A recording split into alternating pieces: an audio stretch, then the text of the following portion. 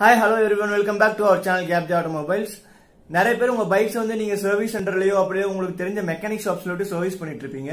இந்த வீடியோல உங்களுக்காக 5 இம்பார்ட்டன்ட் டிப்ஸ், அதாவது நீங்க உங்க வண்டியை சர்வீஸ் விடுறதுக்கு முன்னாடி என்னெல்லாம் பண்ணணும் அப்படின்னு சொல்லி தான் இந்த வீடியோல நம்ம பார்க்க போறோம். ஒரு வருஷத்தை 3 டிவைட் பண்ணிக்கோங்க. 4 மாசத்துக்கு ஒரு டைம் உங்க வண்டியை நீங்க கண்டிப்பா சர்வீஸ் விட்டே ஆகணும். 4 மாசம் அப்படி இல்லைன்னா 2000 கிலோமீட்டர்ஸ் உங்க வண்டி கவர் பண்ணிடுச்சுன்னா உங்க வண்டி சர்வீஸ் விட்டே ஆகணும். அப்படி விடலாம் என்ன ஆகும்னு பாத்தீங்கன்னா உங்க இன்ஜின் ஆயிலோட விஸ்காசிட்டி லெவல் வந்து கம்மியாயிடும், அதாவது வளவளப்பத்தன்மை. சோ இது வந்து பாத்தீங்கன்னா உங்க இன்ஜின் சீஸ் ஆகிறதுக்குமே வாய்ப்பு இருக்கு நீங்க சர்வீஸ் விடலனா. சோ பாயிண்ட் நம்பர் 1, வண்டியை சர்வீஸ் விடுறதுக்கு முன்னாடி உங்க வண்டியில இருக்க டூல் கிட் அப்படி இல்லைன்னா ஏதாவது இம்பார்ட்டன்ட் டாக்குமெண்ட்ஸ் ஏதாவது இருந்துச்சுன்னா வீட்லயே வச்சிருங்க. ஏன்னு பாத்தீங்கன்னா இப்ப நிறைய பேர் புது வண்டி எல்லாம் வாங்கிருப்பீங்க, நீங்க டூல் கிட்ஸ் வந்து நீங்க பெருசா கண்டுக்க மாட்டீங்க. ஷோரூம்ஸ் நம்ம ரெகுலரா சர்வீஸ் விட்டுட்டு இருப்போம்.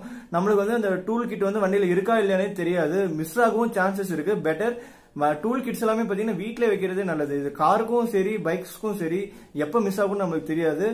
அதனால ஒவ்வொரு சர்வீஸும் நீங்க விடுறப்ப டூல் கிட்ஸ் வந்து மறக்காம வீட்லயே வச்சிருங்க. நீங்க உங்க வண்டி எப்ப சர்வீஸ் விட போறீங்க உங்களுக்கு தெரியும். சோ நீங்க ரீசெண்டா என்னென்னலாம் ப்ராப்ளம் ஃபேஸ் பண்ணீங்க, அதாவது பிரேக் பிடிச்சிருக்காது, அப்படி இல்லைன்னா டிஸ்பேட்ல இருந்து சவுண்ட் வந்துட்டு இருக்கும், இல்ல நட் போல்ட் எங்கேயாவது மிஸ் ஆயிருந்திருக்கும். சோ அந்த மாதிரி சின்ன சின்ன விஷயத்த எல்லாமே நீங்க நோட் டவுன் பண்ணி வச்சுக்கோங்க. ஏன்னா கடைசி நிமிஷத்துல நீங்க வண்டி எப்ப சர்வீஸ் கொண்டு போறீங்களோ அங்க அந்த இன்ஸ்ட்ரக்டர் கிட்ட நீங்க சொல்ல மறந்துடுவீங்க. அதனால முன்னாடி நோட் டவுன் பண்ணி வச்சுக்கிறது நல்லது. பாயிண்ட் நம்பர் 2, வாட்டர் வாஷ் பண்றப்ப ரேடியேட்டர் மேல வந்து தண்ணி அடிக்க வேணாம்னு சொல்லிருங்க. ஏன்னு பாத்தீங்கன்னா உங்க ரேடியேட்டர் ஃபின்ஸ் வந்து பெண்ட் ஆயிடும். இது நிறைய பேருக்கு வந்து தெரிய மாட்டேங்குது. உங்க ரேடியேட்டர் பாத்தீங்கன்னா அலுமினியம் ஃபின்ஸால தான் வந்து அது மேட் பண்ணிருப்பாங்க. சோ ஹை பிரஷர் வந்து நீங்க டைரக்டா அது மேல அப்ளை பண்றப்ப அந்த ஃபின்ஸ் வந்து பெண்ட் ஆயிடும். இத பத்தி நம்ம தனியாவே ஒரு வீடியோ போட்டிருக்கோம், பார்க்காதவங்க போய் பாருங்க. ஷோரூம்ஸ் வந்து பாத்தீங்கன்னா மேக்ஸிமம் எல்லாமே ட்ரெயின்ட் பர்சனா தான் இருப்பாங்க. பட் வந்து இப்ப அவங்க ஆப்சன்ஸ்ல வேற ஏதாவது பர்சன் வந்து டியூட்டில வர்றப்ப அந்த இன்ஃபர்மேஷன் வந்து அவங்க கன்வே பண்ணிருக்க மாட்டாங்க. அதே மாதிரி நீங்க வெளியே வந்து மெக்கானிக் ஷாப்ஸ்ல விடுறப்பயுமே இந்த விஷயத்த வந்து நீங்க சொல்லியே வந்து வண்டியை விடுறது ரொம்ப நல்லது. எனக்கு ஒரு இன்சிடென்ட் நடந்துச்சு. அதாவது என் வண்டியை வந்து நான் வந்து செகண்ட் சர்வீஸ் விட போறப்ப இன்னொருத்தர் வந்து அவர் வண்டி வந்து ஃபர்ஸ்ட் சர்வீஸ் விட்டு வண்டி எடுக்க வந்திருந்தாரு.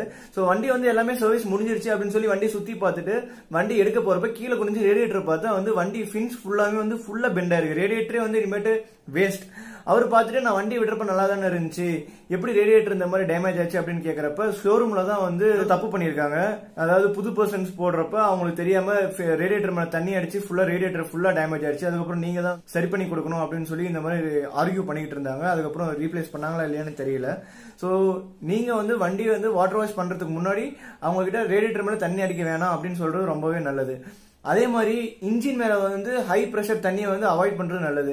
இப்ப வர வண்டியில பாத்தீங்கன்னா மேக்ஸிமம் நிறைய வந்து சென்சார்ஸ் இருக்கு. சென்சார்ஸுமே வந்து பாத்தீங்கன்னா டேமேஜ் ஆக சான்சஸ் இருக்கு. அதனால வந்து இன்ஜின் மேலயுமே தண்ணி அடிக்க அவாய்ட் பண்ணிக்கலாம், கம்மியா அடிக்கலாம். சில பேர் வந்து ரேப் பண்ணிருப்பீங்க, ரேப்பிங் மேலயுமே வந்து லோ பிரஷர் தண்ணி அடிச்சா ரொம்பவே நல்லது. இதெல்லாமே வந்து நீங்க சொன்னீங்கன்னா மட்டுமே அவங்க பண்ணுவாங்க, இல்லைன்னா எனக்கு தெரியாது அப்படின்ற மாதிரி சொல்லிடுவாங்க. அதனால நீங்க இது முன்னாடியே கன்வே பண்ணிடுங்க. பாயிண்ட் நம்பர் 3, இன்ஜின் ஆயில் அப்படின்னா கூலண்ட் ஆயில் வந்து ரீப்ளேஸ் பண்ணணுமா இல்ல டாப் அப் பண்ணணுமான்னு சொல்லி நீங்க முன்னாடி மெக்கானிக் சொல்றது நல்லது.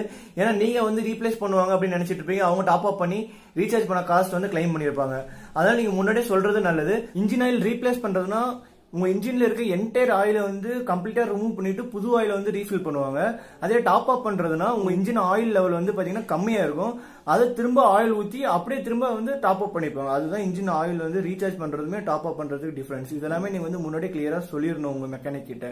அதே மாதிரி உங்க வண்டி செயின் லூப் கிளீன் பண்ணணும் அப்படின்னு நீங்க சொன்னீங்கன்னா மட்டுமே அவங்க பண்ணுவாங்க. ஷோரூம்ஸ் வந்து ஜெனரல் சர்வீஸ் இதை கவர் பண்ணிடுவாங்க. பட் வெளியே வந்து நீங்க உங்களுக்கு தெரிஞ்ச மெக்கானிக் ஷாப்ஸ்ல வந்து நீங்க விடுறப்ப இந்த மாதிரி விஷயத்த வந்து சொன்னீங்கன்னா மட்டும்தான் அவங்க பண்ணுவாங்க. முடிஞ்ச அளவுக்கு ஆயில் சேஞ்ச் பண்றப்ப கூடயே இருக்க பாருங்க. ஏன்னா சில இடத்துல வந்து ரீப்ளேஸ் பண்றன்ற பேர்ல வந்து டாப் அப் பண்ணிடுறாங்க. சோ கூடயே இருந்தா நல்லது. இன்ஜின் ஆயில் அதே மாதிரி கூலண்ட் ஆயில் டாப் அப் பண்ணா வந்து எவ்வளவு காஸ்ட், அதே ரீப்ளேஸ் பண்ணா எவ்வளவு காஸ்ட்னு சொல்லி நீங்க முன்னாடியே கேட்டு தெரிஞ்சுக்கிறது நல்லது. பாயிண்ட் நம்பர் 4, வண்டி சர்வீஸ் விடுறப்ப பெட்ரோல் வந்து ஒரு ஆஃப் டேங்க்லாம் எப்பயுமே விடாதீங்க. 1 லிட்டர் அப்படின்னா 2 லிட்டர். நீங்க சர்வீஸ் சென்டர்ல இருந்து உங்க வீட்டுக்கோ அப்படின்னா நியர்பை ஃபியூல் ஸ்டேஷனுக்கு வந்து போற வரைக்கும் பெட்ரோல் இருந்தா நல்லது. இது வந்து பாத்தீங்கன்னா மெக்கானிக்ஸ்க்குமே வந்து அவங்களுக்கு பெனிஃபிட். ஏன்னு பாத்தீங்கன்னா லிஃப்ட் மேல வந்து அவங்க வண்டியை வந்து சர்வீஸ் பண்றப்பையும் கீழே இறக்குறப்பையும் அவங்களுக்குமே கன்வீனியன்டாவே இருக்கும். பாயிண்ட் நம்பர் 5, சோ சர்வீஸ் எல்லாம் முடிஞ்சதுக்கு அப்புறம் வந்து வண்டி எடுத்துக்கோங்க அப்படின்னு சொல்லி ஷோரூம்லயோ இல்ல மெக்கானிக் ஷாப்ஸ்லயும் உங்களுக்கு போன் பண்ணுவாங்க. சோ வண்டியை போய் பாருங்க, பார்த்துட்டு ட்ரையல் ரவுண்ட் வந்து எடுத்துட்டு போங்க. நீங்க சொன்ன சின்ன சின்ன இஷ்யூஸ் எல்லாம் வந்து கவர் பண்ணிருக்காங்களான்னு பாருங்க. வண்டி வந்து ட்ரையல் ரவுண்ட் எடுத்துட்டு போங்க, ஓட்டி பாருங்க, எல்லா விஷயமே சால்வ் ஆயிடுச்சா அப்படின்னு பாருங்க. அப்புறம் நட்டு போல்ட் எல்லாமே கரெக்டா இருக்கா, ஏன்னா மைன்யூட்டான நட் போல்ட்ஸ் வந்து மிஸ் ஆகிறதுக்குமே சான்சஸ் இருக்கு. அப்புறம் ஃபைனலா வந்து அவங்க உங்களுக்கு வந்து இன்வாய்ஸ் கொடுப்பாங்க, அதாவது சர்வீஸ் பண்ண பில் கொடுப்பாங்க. பில் ஒரு டைம் வெரிஃபை பண்ணுங்க, கோத்ரூ பண்ணுங்க, எதெல்லாம் மாத்திருக்காங்க, இன்ஜின் ஆயில் வந்து டாப் அப் பண்றதுக்கு எவ்வளவு பிரைஸ் போட்டிருக்காங்க, அப்படின்னா ரீப்ளேஸ் பண்றதுக்கு எவ்வளவு பிரைஸ் பண்ணிருக்காங்க அப்படின்றது எல்லாமே நீங்க கோத்ரூ பண்ணுங்க. சில விஷயத்தெல்லாம் நம்மளுக்கு தெரியாது, அதெல்லாம் கேட்டு தெரிஞ்சுக்கோங்க. இதனால இதை மாத்தினீங்க அப்படின்ற விஷயத்துல நீங்க கேட்டு தெரிஞ்சுக்கிறது ரொம்பவே நல்லது. ஏற்கனவே சொன்ன மாதிரி இந்த ரேடியேட்டர் அப்புறம் மற்ற விஷயத்த எல்லாமே ஒரு டைம் ரவுண்ட் அப் பண்ணிட்டு எல்லாமே கரெக்டா இருந்துச்சு அப்படின்னா நீங்க உங்க வண்டியை எடுத்துக்கோங்க.